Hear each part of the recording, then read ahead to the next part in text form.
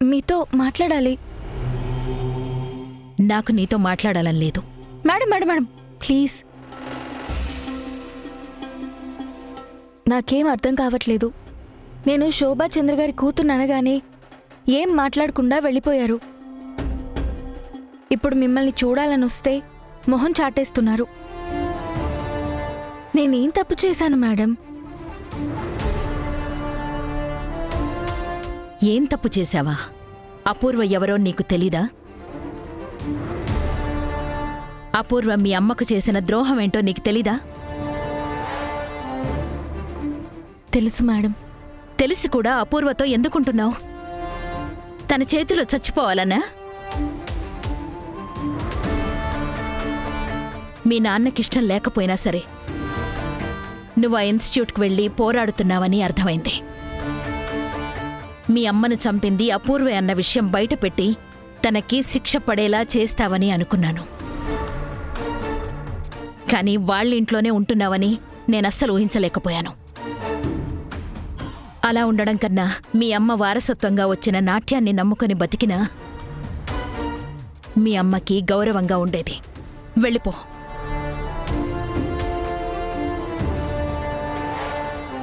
నిండు చూలాలని కూడా చూడకుండా అపూర్వ మీ అమ్మను చంపేసింది.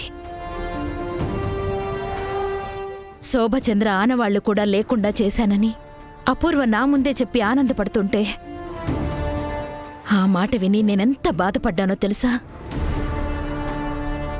కానీ తన కూతురు ఇంకా బతికే ఉంది అని తెలియగానే నేనెంతో సంతోషించాను.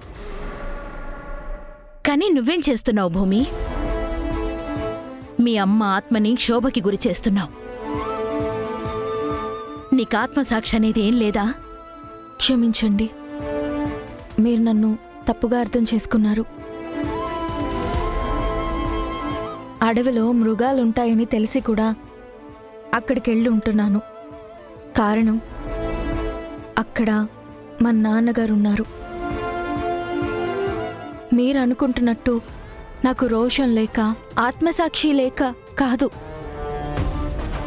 మా అమ్మకి ఆవిడ చేసిన ద్రోహానికి బదులు చెప్పడానికి అక్కడున్నాను.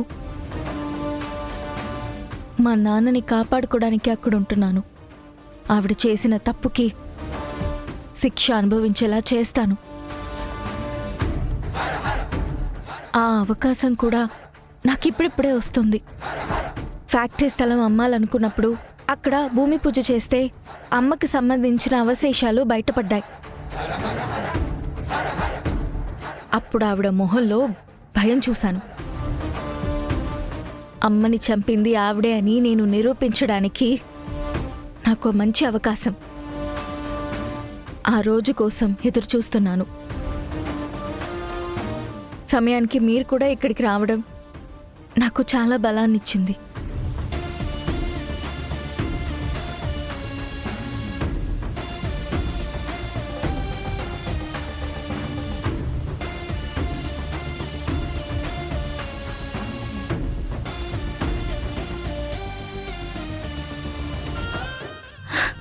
నేను కోరుకునేది కూడా ఇదే.